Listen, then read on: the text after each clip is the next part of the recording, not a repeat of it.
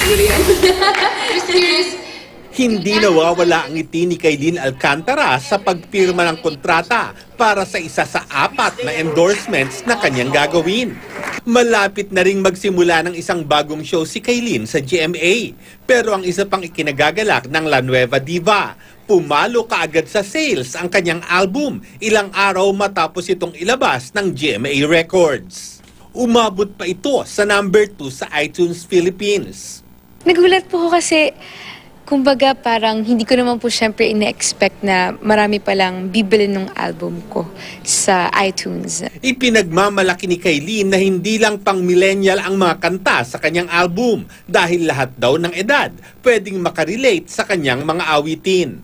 Marami kang pwedeng maramdaman doon sa album ko. Pwede kang magsenti, pwede kang sumayaw. Yun naman talaga yung importante for me is maka-feel ng connection sa akin yung audience ko.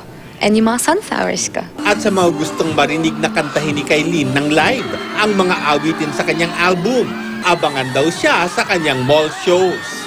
Kakantayin ko na po yung mga nasa album ko din sa mga next mall shows ko. So, i-memorize nyo na guys para, diba, sabay-sabay tayong kumanta. Lars Santiago, updated sa showbiz happening.